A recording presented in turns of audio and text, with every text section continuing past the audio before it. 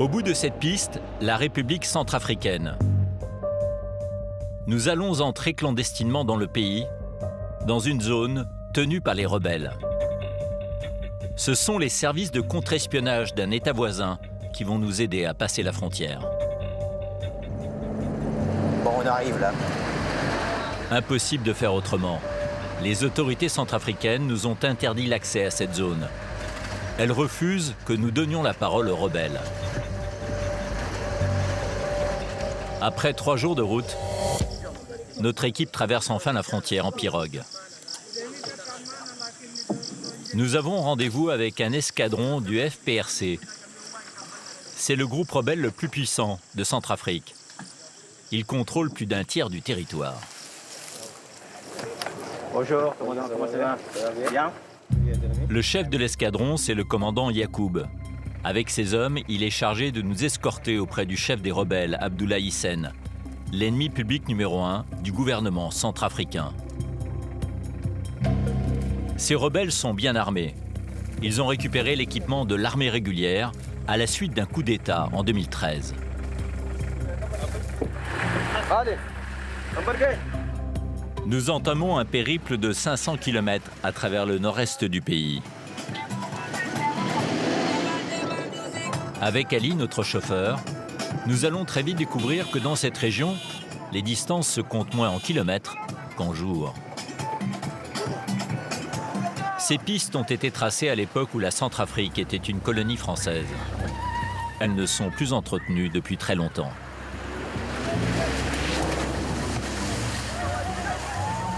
La région semble avoir été totalement abandonnée par le pouvoir central. Les villageois sont pauvres et n'ont que très peu d'infrastructures à leur disposition.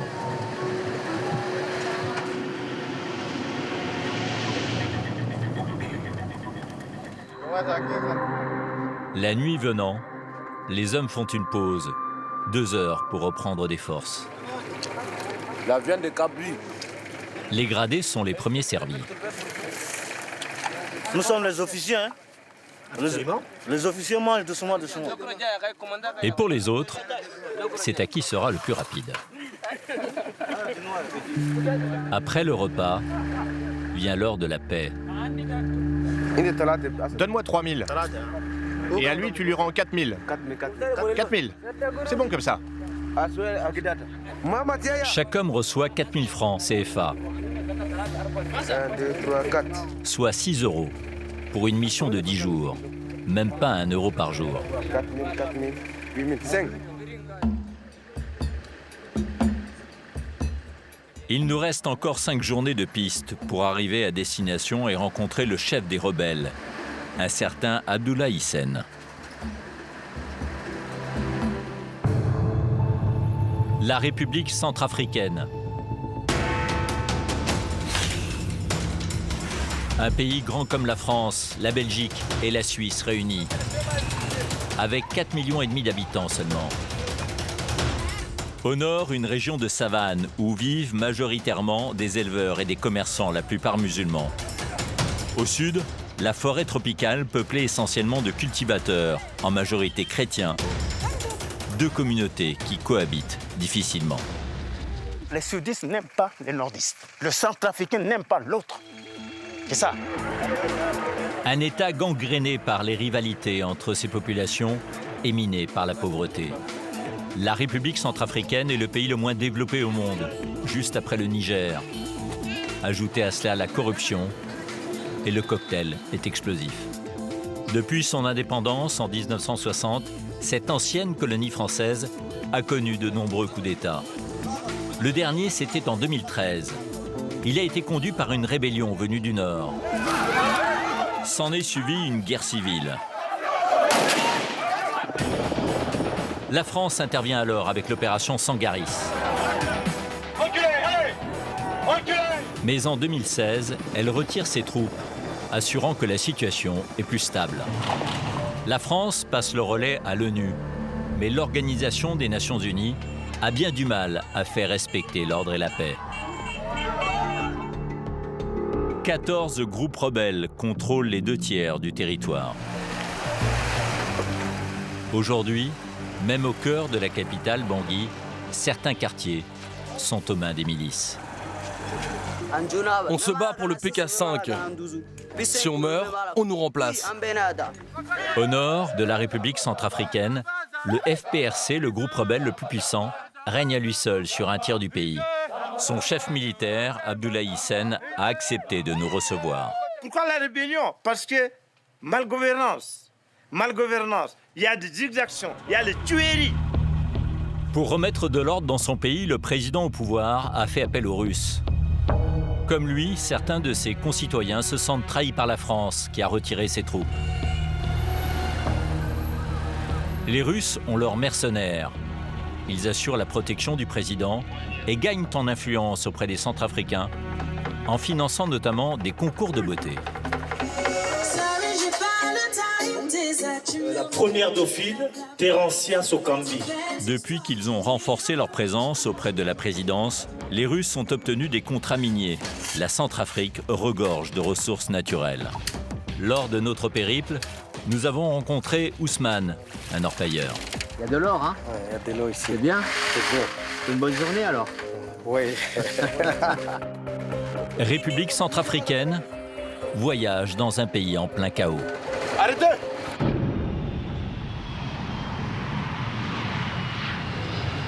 Vendredi, jour du vol Air France en provenance de Paris. Un homme important vient de descendre de l'appareil. C'est Jean-Serge Bokassa, un des fils de l'ancien empereur de Centrafrique. Il rentre de voyage. Monsieur Boko, ouais. Comment allez-vous? Ça va très bien. Comment va le pays? Ça va très bien. Lavez-vous bien, regardez. Mais dis donc, ça va? C'est pour moi que tu t'es fait beau? Jean-Serge Bokassa a été candidat à la présidentielle. Il était encore ministre il y a 2 ans. Aujourd'hui, il est en froid avec le chef de l'État. Il n'a pas accepté que récemment le président autorise les Russes à installer un camp militaire dans le palais impérial de son père. Aujourd'hui, cet endroit et surtout les lieux où se trouve la sépulture de votre père, ils en ont fait une base militaire et la famille est donc interdite d'accès, ce qui est complètement scandaleux, ce qui est inacceptable. Son père, Jean Bedel Bokassa, est une incarnation de la France-Afrique. Mégalomane, il se proclame empereur et se fait couronner en 1977 sans que la France ne proteste officiellement. Mais Bokassa devient vite incontrôlable. Il se rapproche de la Libye, du sulfureux colonel Kadhafi. La France, présidée alors par Valéry Giscard d'Estaing, décide de soutenir militairement un coup d'État qui renverse Bokassa en septembre 1979. Un mois plus tard, l'affaire des diamants éclate dans la presse. Des cadeaux offerts par Bokassa à Giscard en 1973. Une affaire exploitée par la gauche qui va contribuer à la victoire de François Mitterrand en 1981. Ce jour-là, c'est l'anniversaire de la mort de l'empereur. Jean-Serge Bokassa a reçu une invitation des autorités pour se rendre au palais. Une cérémonie est organisée, mais il n'est pas encore sûr de pouvoir y assister. Et les Russes ont le pouvoir de vous empêcher d'entrer? Je pense qu'ils n'en ont pas forcément la légitimité, mais une sorte de légalité qui leur est conférée par le pouvoir en place, par le chef de l'État. J'ai compris qu'il ne dépendait que de lui directement. On y est là, oui. Non, on y est là, ça y est. Jean-Serge Bokassa est accueilli par un compatriote. Voilà, Kotazo, ça va? Les gars, les cérémonies sont là-haut. Merci. Merci. Mais ici, ce sont les Russes qui donnent les instructions. Et ils n'aiment pas les caméras. Dites à lui d'après. Il faut pas filmer. Ah, faut pas filmer là? Ah, pardon. La trentaine d'autres enfants de l'empereur sont absents. Monsieur le préfet, comment vous allez? Monsieur le maire, comment vous allez? Des notables du fief électoral de Jean-Serge Bokassa sont là. Des nostalgiques du régime impérial, qui a pourtant disparu il y a 40 ans. Jean Bedel Bokassa était un empereur qui tenait le pays d'une main de fer. Jean Bedel Bokassa n'était pas seulement un homme politique,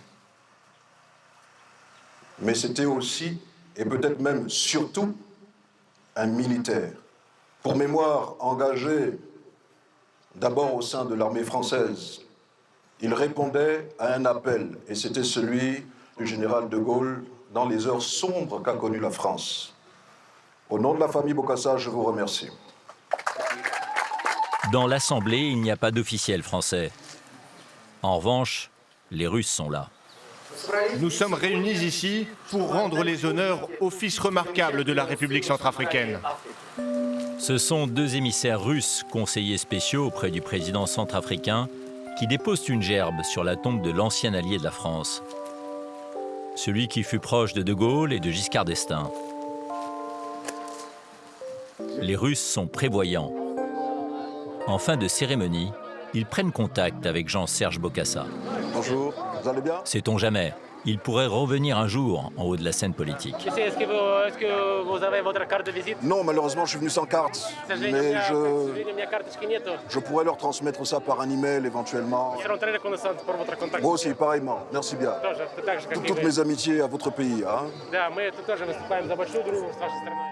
Face à une France désormais marginalisée, c'est la Russie qui est aujourd'hui maître du jeu en Centrafrique. En ce 1er décembre, jour de fête nationale, le pays célèbre la proclamation de la République. Le président Archange Touadéra assiste au défilé. Dans les tribunes, les ambassadeurs de France et de Russie sont assis côte à côte. Mais c'est à des mercenaires russes bien armés que le président a confié sa sécurité.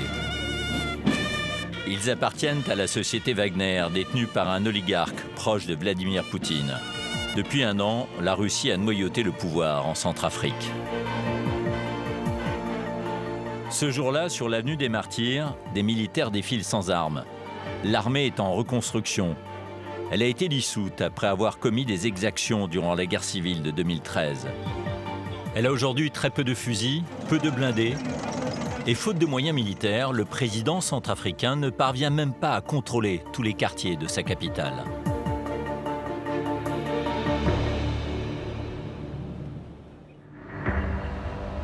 À Bangui, la principale zone de non-droit, c'est PK5. Le quartier commerçant de la ville, où circulent toutes les richesses, avec son grand marché et même des machines à sous.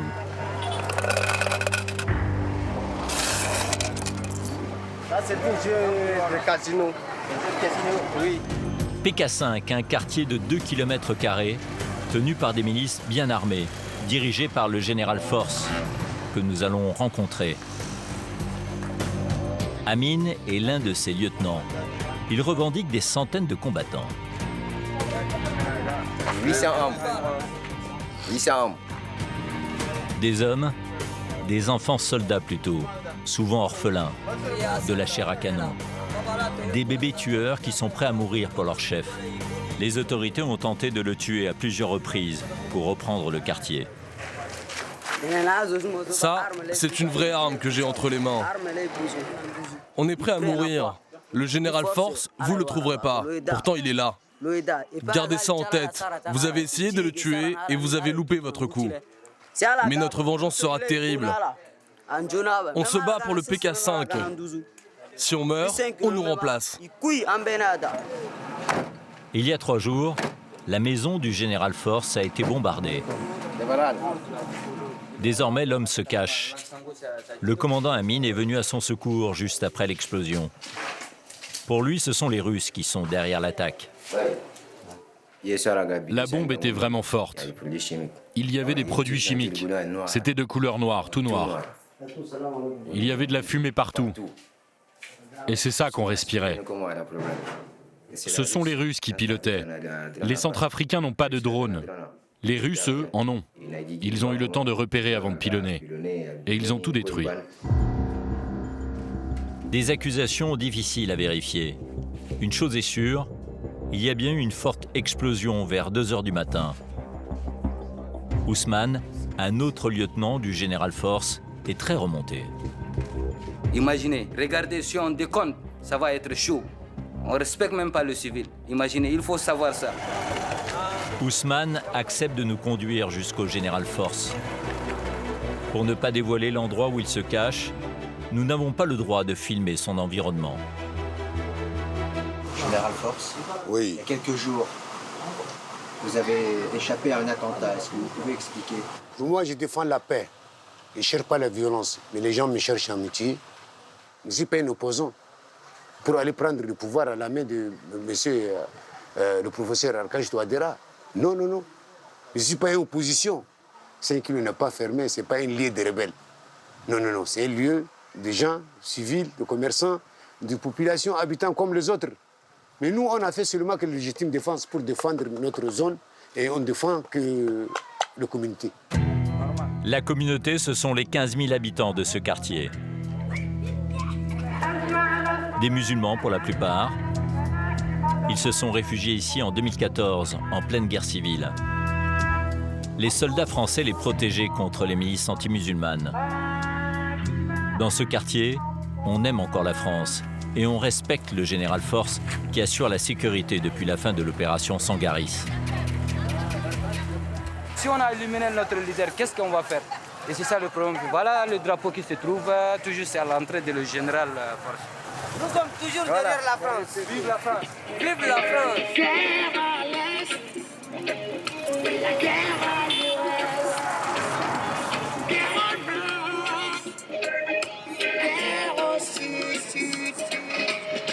Pour les hommes du général Force, au quotidien, c'est la débrouille. Il n'y a pas d'électricité. La vie des kilomètres 5, c'est comme ça. Tous les jours depuis 2013 jusqu'à maintenant. Donc ici, c'est une planque, quoi. Ouais, ici, là, on se repose, quoi. Ok, c'est bon. Tu as vu, on est tranquille, cool. C'est ici qu'Ousmane aime se détendre. Tu as encore des membres de ta famille ici? Tu vois, ils ont tué mon frère et mon père et ma sœur devant moi en 2013, au mois de décembre, le 28 décembre. Donc je suis victime, quoi. Je suis obligé de fumer cette cigarette pour perdre quand même certains esprits, quoi. Ousmane a rejoint les rangs du général Force après l'assassinat de ses proches par des miliciens chrétiens. Il défend aussi son commerce, car le jour, Ousmane tient une échoppe et son arme n'est jamais très loin. Tu es un commerçant, une arme. Moi, je suis un commerçant. Quel pays, ça? Là, c'est le Kalachnikov. Je paye ça à 350 000 francs et je me défends avec. Ousmane, comme les commerçants du quartier, n'aime pas le président, ni sa politique pro-russe. Il en appelle à la France, l'ancienne puissance coloniale, pour remettre de l'ordre en Centrafrique. Pour éliminer le français et amener le russe, ça ne se passe pas. Comment fait-il? Comment fait-il? Tu peux oublier ton papa et prendre un autre papa pour adopter? Non, non, ça ne peut pas aller. Papa, c'est papa. La France, nous sommes derrière la France toujours. Ailleurs dans Bangui, des citoyens misent sur le nouvel allié, la Russie. Il faut dire que Moscou a mis en place une stratégie bien rodée pour s'implanter durablement, conquérir à la fois les esprits et les cœurs. Aujourd'hui, Bangui-la-Coquette s'apprête à célébrer le glamour. Un glamour made in Russe-Afrique. On est en retard. On est en retard pour le shooting, allez, vite, vite. Chez vous, là. Les plus belles femmes du pays sont réunies dans un endroit select de la capitale. Âgées de 18 à 25 ans, 11 finalistes issus de la bonne société sont en lice pour décrocher le prestigieux titre de Miss Centrafrique. Je suis mademoiselle Zangameto Juliana Justina, je viens de Bangos. Je viens de la Lobaye. Je représente la Basse-Côte. Quant à Charlène, la Miss Bangui, elle se voit déjà en haut de l'affiche. Pourquoi je pense que je vais être Miss? Parce que j'ai les potentialités. Et vu le thème retenu, qui est la beauté et l'intelligence, je sais que je remplis déjà ces critères. Âgée de 23 ans, cette étudiante en gestion passe les dernières heures à l'internat des Miss. Allô? Lui, maman. On s'apprête à partir, là. Et elle est soulagée. Ça fait 2 semaines que je suis là. Ma famille me manque vraiment. Mais demain, je serai sortie de l'internat, donc là, ça va. Mais avant de partir pour la cérémonie, les candidates se réunissent pour prier. Amen. Sois béni, Seigneur, Dieu. Avec une pensée toute particulière pour les nouveaux amis de la Centrafrique. Le président de la République, le président de Russie, la Miss Russie. Amen. L'élection a lieu au stade 20 000 places. L'événement est sponsorisé par la Loba Invest, une société minière russe appartenant à un proche de Vladimir Poutine. Prix du billet d'entrée à partir de 10 000 francs CFA, soit 15 €. Cela représente un tiers du salaire mensuel moyen dans le pays. À 2 heures du show, les gradins sont encore vides et ils le resteront. Le soir venu, moins d'une centaine de spectateurs sont présents dans le carré VIP. Tous sont issus de la bonne société de Bangui. Applaudis quand même, on applaudit la première dame. Escortée par des casques bleus, il y a aussi Brigitte Touadéra, l'une des 2 épouses du président. Mais la vraie star de la soirée, c'est elle. Elmira Abdrazakova, Miss Russie 2013. Elle vient d'arriver à Bangui à bord d'un jet privé. Elle est là devant nous, la Miss de la République de la Russie. Chers habitants, bonjour, chère Première Dame. Je vous remercie beaucoup pour votre invitation à cette fête de la beauté. Je veux dire que la beauté n'est pas seulement représentée sur la scène. Je le vois dans vos yeux, je le sens dans votre cœur. C'est un grand honneur pour moi, au nom de la Fédération de Russie, de participer à cet événement. En coulisses, les Miss s'apprêtent à entrer en scène. Écoutez toutes. Quand on entre en scène, on danse comme ça. Les filles, en position. Au pied de l'estrade, 6 membres du jury. Parmi eux, un diplomate russe. Il se fait expliquer les coutumes locales.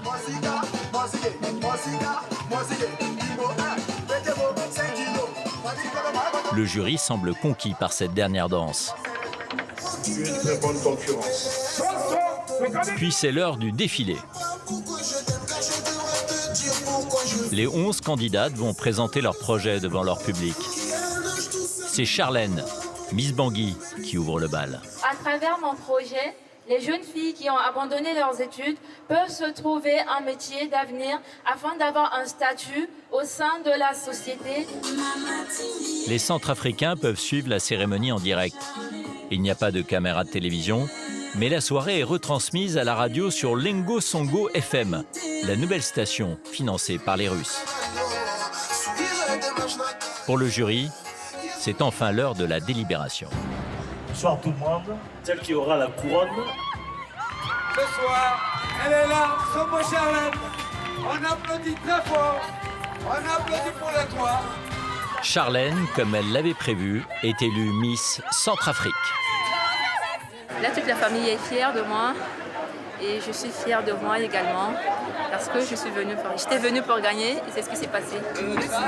Et voici la remise des prix. Pour la première et la deuxième dauphine, une machine à laver et une citerne.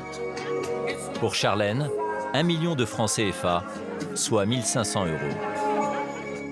Miss Russie remet quant à elle un chèque de 7 500 € à une association. La photo sera publiée dans les journaux. Nous remercions le sponsor numéro 1, la Russie. À partir d'aujourd'hui, là, ne me parlez pas en français, hein, c'est seulement en russe. Un présentateur qui appelle désormais à parler en russe. Avec peu de moyens, la Russie, dans son bras de fer avec la France, semble réussir son pari. Affaiblir l'influence française dans son ancien précaré. Mais derrière le glamour, avec les nouveaux amis russes, le pouvoir se durcit. Destitution du président de l'Assemblée nationale, emprisonnement arbitraire de députés, mise au pas des médias. Si le président Touadéra semble intouchable, les 2 tiers du pays sont aux mains des rebelles. Nous décidons de partir à la rencontre du groupe armé le plus puissant, le FPRC, le Front populaire pour la renaissance de la Centrafrique. Mais à l'aéroport de Bangui, avant même d'embarquer, nous sommes arrêtés et convoqués au ministère de l'Intérieur.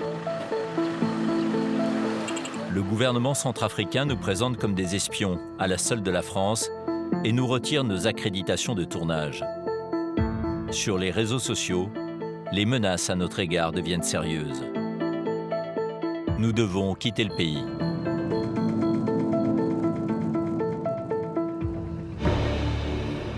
Deux mois et demi plus tard, nous sommes de retour en Centrafrique, clandestinement cette fois. Nous avons passé la frontière grâce au service de contre-espionnage d'un État voisin. Nous sommes embarqués avec les rebelles du FPRC. Nous allons rencontrer leur chef, Abdoulaye Sène.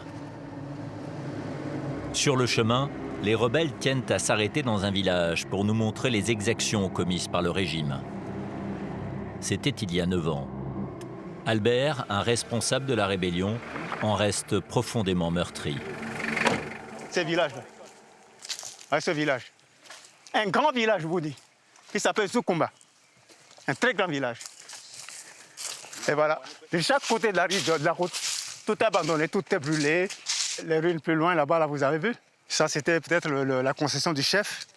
Eh bien, tout était détruit. Par le feu et par les armes? Par les armes. Par les armes, oui. Par les armes. C'est les FACA qui sont venus avec les armes. Les FACA, ce sont les soldats de l'armée régulière. Ils sont venus détruire le village et tuer des gens pour mater la rébellion. Albert apprend qu'un membre de notre escorte est originaire d'ici. C'est Daoud. C'est votre village natal? Oui, là, c'est mon village natal. Et Daoud, où est-ce qu'elle était votre maison à vous? C'est au milieu, sur les manguiers. Vous nous montrez? Oui, oui. Venez vous nous montrer. On y va.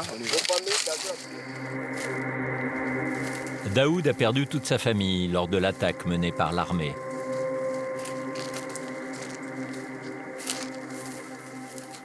Là, voilà notre maison. Là, c'est la maison de ma père.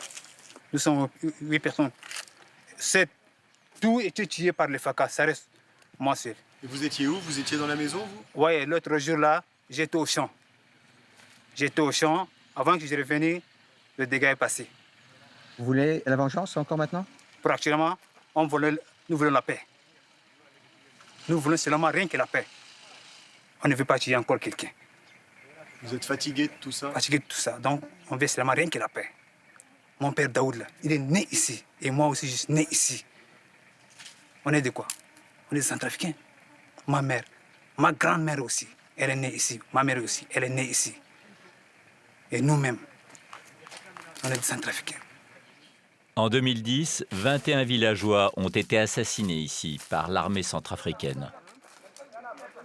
Ce sont des choses qui sont arrivées souvent ici? Non, c'est pas, ça n'arrive pas souvent. Mais quand il y a des situations de haine, c'est comme ça se passe. C'est la haine. Les gens n'aiment pas les autres. Le Centrafricain n'aime pas l'autre. C'est ça. À cause de quoi? Politique. C'est politique. Et pourquoi? Ben, ça, ils ont leur raison à eux. Un jour, ils vont nous dire cette raison-là. Un jour. Un jour, cette raison-là va sortir. Pourquoi? Cette haine contre les nordistes. Les sudistes n'aiment pas les nordistes. C'est ça. C'est clair. Voilà la situation de la vie de ce pays. C'est la méchanceté. Pour Albert, comme pour ses camarades, c'est une querelle ancestrale entre gens du Nord et gens du Sud, mais aussi un abandon du pouvoir central, qui est à l'origine de la guerre civile et de ces milliers de morts. Maintenant, là, ce n'est plus possible que quelqu'un vienne refaire la même chose ici. C'est fini, ça. On n'attaque personne, mais on se protège. Si on prend les armes, on est fort. Ça, on est fort.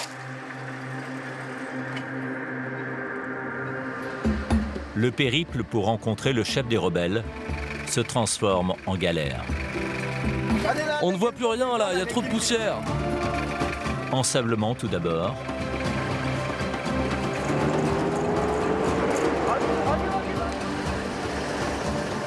Puis passage à gué, au risque parfois de noyer le moteur.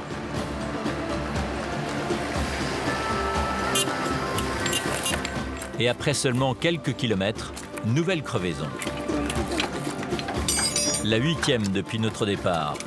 Et c'est déjà la dernière roue de secours. Il y a 4 trous. 1, 2, 3, 4.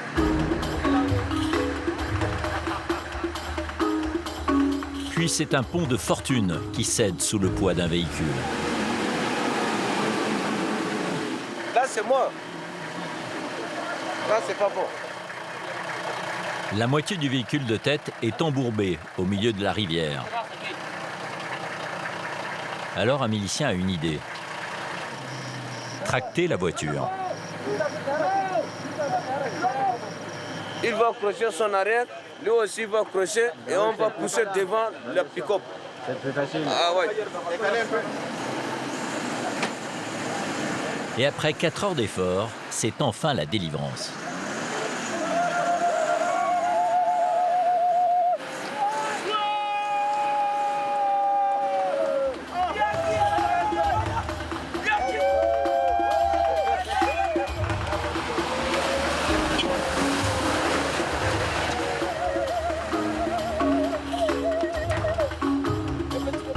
Cela fait 5 jours que nous roulons et nous atteignons enfin Birao.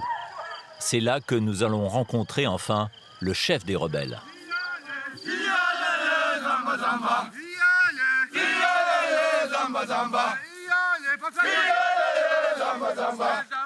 Dès 7 heures du matin, les combattants sont à l'entraînement avant l'arrivée de leur chef, Abdoulaye Hissène. Devant vous, le colonel Mohamed Vadik. L'ennemi public numéro 1 pour Bangui, c'est lui, en costume. Homme d'affaires, ancien ministre, rebelle, Abdoulaye Hissène mène depuis une décennie des révoltes dans le nord du pays. C'est un ancien de la Séléka, à l'origine du coup d'État de 2013. Il revendique une armée de 12 000 miliciens. Nombre d'entre eux ont commis des exactions. Les rebelles ont plusieurs objectifs, notamment obtenir l'autonomie, participer au nouveau gouvernement pour développer la région et enfin intégrer leurs hommes à l'armée régulière. Vous êtes satisfait de vos hommes, Excellence? Très satisfait. C'est un grand honneur, grande satisfaction pour moi de les voir actifs. Aujourd'hui, Abdoulaye Hissène vient haranguer ses troupes. Voilà les hommes capables qui peuvent sécuriser ce pays. Vous devez être réintégrés dans l'armée centrafricaine. C'est une obligation.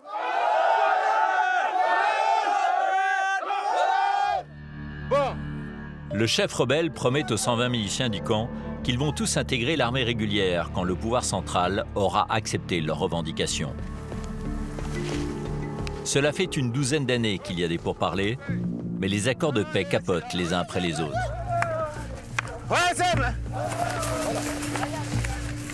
Direction le quartier général des rebelles.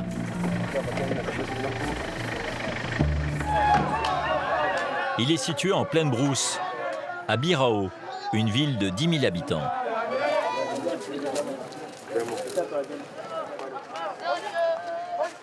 Dans son QG, le chef de guerre réunit son bureau politique. Côte, ça va? Bon. Abdoulaye Hissène et ses conseillers discutent des termes possibles d'un nouvel accord de paix avec le pouvoir à Bangui. Les rebelles revendiquent notamment l'amnistie pour leurs dirigeants, leur chef étant accusé d'avoir commandité des massacres. Quel est votre avis? Donnez votre avis. Du côté militaire, vous avez vu aujourd'hui tous vos militaires. Notre capacité d'agir est immense. Le chef de guerre le sait. Les armes prises à l'armée centrafricaine lors du coup d'État en 2013 sont son principal atout.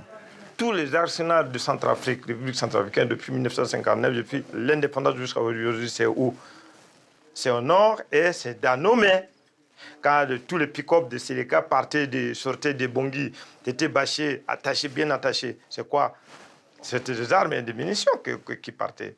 Et les gens applaudissaient. Oh, merci à la Gouaouai. Applaudissaient. Ils disaient merci, ils sont partis. Partez chez vous. Nous, on ne se cache pas, nous sommes là, armés jusqu'aux dents. Armés jusqu'aux dents, mais dans le camp, les miliciens vivent dans des conditions spartiates. Il n'y a ici ni eau courante, ni électricité, comme d'ailleurs dans une grande partie du pays. Mais dans le nord, ce sentiment d'abandon s'est mué en rébellion. Abdoulaye Hissène a changé de tenue. C'est en chef militaire qu'il s'affiche. Il tient à nous montrer les conséquences de l'absence d'État à Birao. Premier arrêt, l'hôpital, le seul digne de ce nom dans cette province, grande comme la Suisse. C'est le plus grand hôpital de la région. Et pourtant, il n'y a que 4 salles de consultation et un seul médecin. C'est pas qu'il tombe malade. Mais il ne faut pas que tu tombes malade. Hein. Et le médecin, il ne faut pas qu'il tombe malade non plus. Lui-même, s'il tombe malade, c'est grave. 2 médecins itinérants sillonnent aussi la province. À eux 3, ils doivent pouvoir soigner 66 000 personnes. Docteur, ça va? Mais pour ce médecin originaire de la capitale, rare fonctionnaire d'État dans la région, tout va bien. Bon, par rapport au ratio, c'est presque la norme. Hein. 3 médecins pour presque 66 000 habitants, c'est pas aussi très mauvais que ça. Est-ce que vous avez des capacités de soigner 66 000 habitants? 3 médecins. Est-ce que vous avez cette habilité? Si vous n'avez pas, il est le temps de dire, voilà, nous avons des problèmes. Tu as des problèmes ici. Tu n'es pas chirurgien. Tu n'es pas un chirurgien ici. Il fallait chercher un chirurgien. Il y a tout qui vous manque. Il vous manque des choses, moi, il faut le dire ouvertement. Ce qui manque à la population, il faut le dire. Il faut l'avouer maintenant ou jamais. Regardez tout ça là. Ils attendent. Ils sont en entente là. Regardez, allez-y, filmez. S'il ne veut pas parler, tant pis pour lui. Ça, c'est des révoltes. C'est ça qui nous énerve. Voilà, c'est ça qui nous révolte. Parce qu'il n'est pas d'ici. Voilà. Voilà, c'est ça le problème. Regardez comment il ment, un médecin.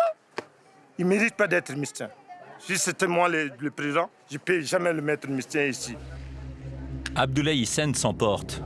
Il feint d'ignorer que les carences de l'État s'expliquent aussi par la présence des rebelles dans la région. À Birao, il n'y a pas que l'hôpital qui est au bord de l'asphyxie. Voilà, la plus grande école du... Ouverte seulement quelques mois par an. 3 professeurs seulement pour 750 élèves. Et ce ne sont même pas des fonctionnaires d'État.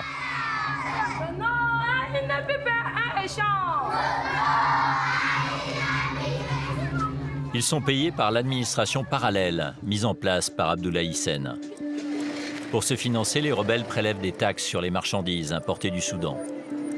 Ils collectent aussi des impôts locaux, comme ici sur le marché. Chaque commerçant s'acquitte de 150 000 francs CFA, 230 € par trimestre. Fadoul est le percepteur. Vous avez payé votre impôt depuis le 10 janvier et je suis venu pour vous signaler pour le 2e trimestre. Donc ça va passer le 5 mars. Ces impôts servent aussi à financer l'achat de nourriture pour les miliciens. En retour, ils sécurisent les biens des commerçants. Parce que c'est les éléments qui contrôlent la ville et contrôlent même le centre marché. Les recettes sont maigres, car les rebelles ne parviennent pas encore à lever l'impôt partout sur le territoire qu'ils contrôlent. Certaines zones sont trop difficiles d'accès.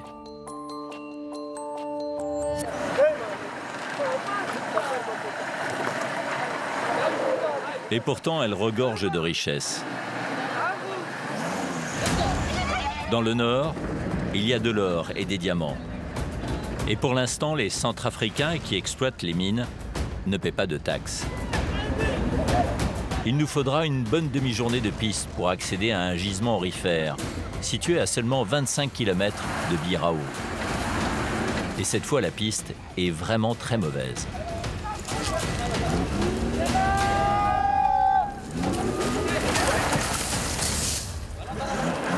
Impossible pour les tout-terrains de progresser davantage. Nous insistons pour continuer la route. À moto cette fois. Noté, terminé. Bon, je vais prendre une moto alors? Oui, il y a une moto tout de suite qui arrive. C'est encore Albert, un membre historique de la rébellion, qui nous emmène à la mine. Tiens-toi bien, on accélère. Après une demi-heure de slalom entre les arbres, nous arrivons enfin au camp de Gordil. Une centaine d'orpailleurs et leurs familles vivent dans ce campement installé au milieu de la forêt. À Gordil, on trouve une épicerie, un hôtel et une boutique de vêtements. Un pantalon comme ça coûte combien? 3 000. 3 000 francs. On trouve aussi un boucher qui propose du phacochère. Mais le centre du camp, c'est le bistrot. C'est ici que chaque matin, avant de partir à la mine, les orpailleurs se retrouvent pour discuter des découvertes de la veille. Du moins jusqu'à notre arrivée. Il n'y a pas d'or. Il n'y a pas d'or ici? Un peu. Il y a de l'or ou il n'y a que des... Il y a de l'or, un peu. Un peu? Seulement un peu? Un peu. À Gordil, comme au Far West à l'époque de la ruée vers l'or, les orpailleurs ont tendance à minorer leurs gains. Pourtant, vu les prix des biens de consommation courante, les affaires semblent plutôt florissantes. C'est combien un café? 500 francs. 500 francs. Soit 80 centimes d'euros. Non, je n'ai pas de change sur ton gros billet. Va acheter des choses et tu me trouves de la petite monnaie. Quoi? Tu veux me montrer que tu as beaucoup de blé? Mais moi aussi j'ai beaucoup d'argent. Tenancier du seul café du village, Ousmane est aussi orpailleur. Après le départ des derniers clients, il ferme son établissement et se rend sur son filon d'or. Allez, on va bosser. On va chercher de l'or. Ce n'est plus très loin. Ça monte ici. C'est devant, c'est devant. Là, vas-y, passe, c'est ça. La zone qu'Ousmane exploite pour rechercher de l'or est localisée dans le lit de la rivière.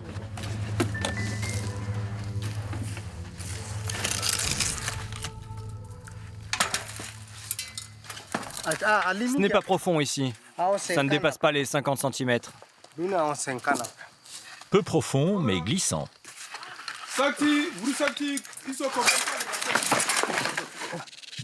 Ici, on extrait l'or avec des moyens rudimentaires et écologiques. Ni mercure, ni machine. C'est le pied d'un bananier coupé en lamelles qui va retenir les paillettes d'or. On recouvre tout le tamis avec ces lamelles. Ensuite, on met de l'eau pour filtrer le sable. Plus dense que le sable, l'or va se déposer dans les alvéoles. Après 3 heures passées à laver le sable, puis à séparer avec une battée l'or des alluvions, c'est enfin le verdict. C'est fini. C'est fini? Oui. Il y a de l'or, hein? Oui, il y a de l'or ici. C'est bien? C'est bien. C'est une bonne journée alors? Oui. En à peine une matinée, Ousmane a extrait 3 grammes d'or. Rien d'inhabituel dans cette région qui compte des milliers de mines, comme celle-ci. Ça vaut combien, ça? Ça vaut 9 000 francs. 9 000 francs. Oui. Soit 14 €, l'équivalent de 10 jours de salaire dans la capitale, Bangui. C'est une bonne matinée pour Ousmane. Jimmy, le ténévert de coca. Quant aux intermédiaires, ils revendront l'or 7 fois plus cher sur le marché international.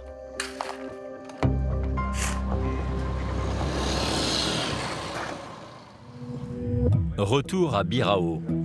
Nous sommes cette fois dans la maison du sultan Mohamed, la véritable autorité de cette ville.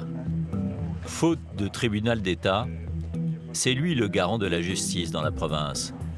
Pour faire respecter la loi, il s'appuie sur une cour composée de juges coutumiers.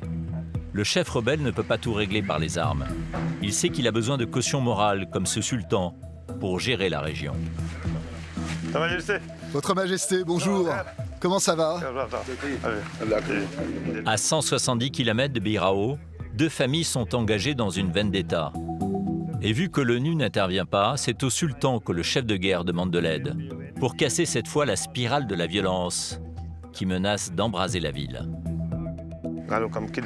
C'est pourquoi on est venu vous voir, Votre Majesté. Et pour le sultan, il y a en effet urgence. Il ne faut pas qu'on les laisse comme ça. Il faut les réunir tous et leur donner des consignes fermes. Sinon, ça va créer des problèmes. Ok, Sultan. Véhicules, bagages, réserve d'essence et surtout la prière, censée protéger les voyageurs pendant tout le périple.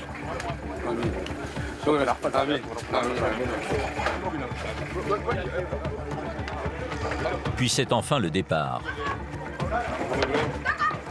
Je m'en vais avoir des gardés pour régler une situation là-bas qui était tournée très mal. Ça ne va pas avec la famille là-bas. Je vais régler. C'est le départ. On y va. Merci beaucoup.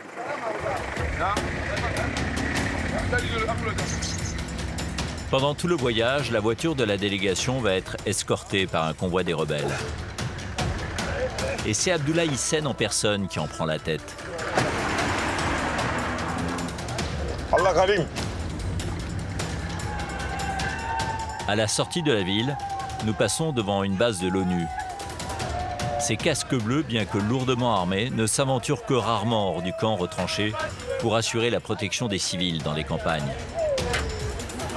La mission, partie de Birao, chargée de rendre justice, va voyager toute la journée. C'est dans ce village que deux familles se déchirent. À l'origine, il y a une histoire d'argent et de raquettes. Puis la situation bascule, un vendredi, à la mosquée. René a assisté à la scène. Ce jour-là, un jeune est venu à la mosquée avec un fusil et 2 grenades. J'y étais. Là, le jeune a directement lancé une des 2 grenades dans la mosquée qui était pleine de fidèles. 2 d'entre eux se sont couchés sur la grenade qui a explosé. Le premier a été blessé au bras et à la tête. Il est mort sur le coup. Le second, lui aussi, a été touché à la tête. Il est parti se faire soigner au Soudan.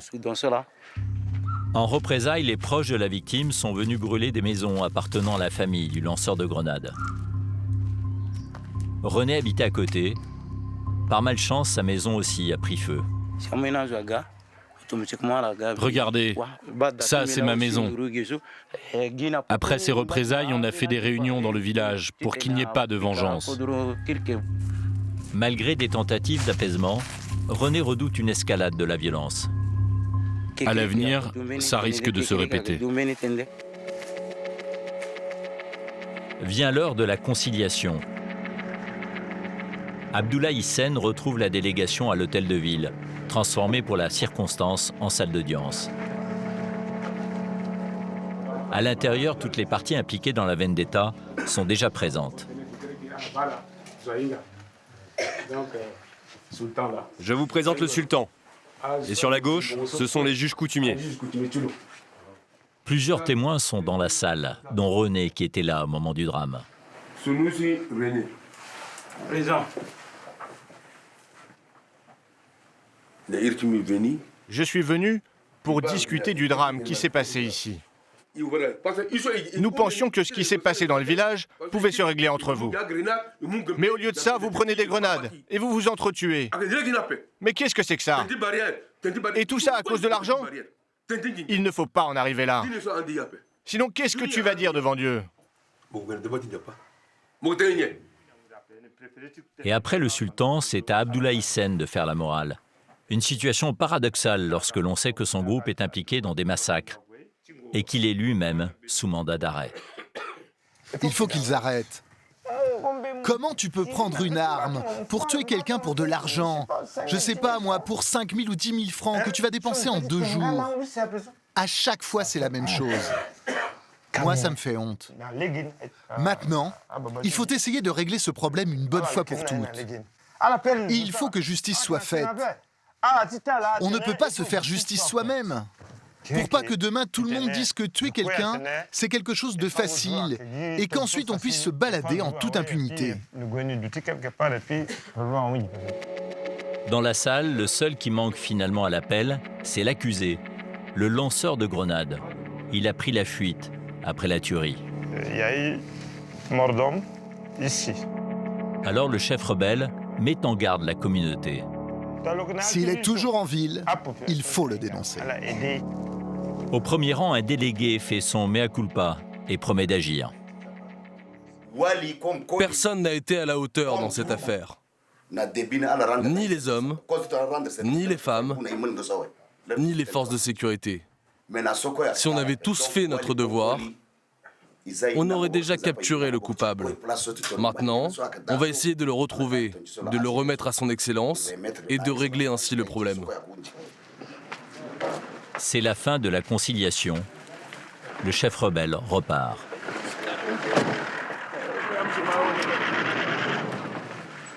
Quelques heures plus tard, alors que nous sommes restés avec Albert, nous entendons au loin un hélicoptère. Aucun appareil ne se pose généralement ici. Albert est inquiet. Ces hommes partent en reconnaissance. C'est quoi cet hélicoptère? C'est un hélico russe. Il est là, il est là. Il y a percé, elle là sur le terrain. Ils sont là-bas. Ils vont nous ramener les informations précises. Voilà. C'est pour nous qui sont là? Je n'ai pas encore une idée là-dessus. Qu'est-ce qu'ils veulent pour vous? On ne sait pas.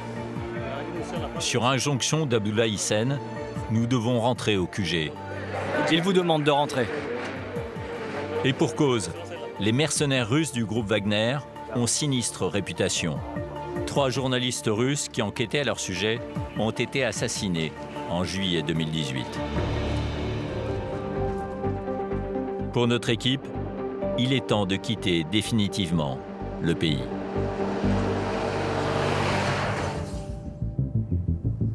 Depuis la fin de notre tournage, la situation reste mouvementée en République centrafricaine.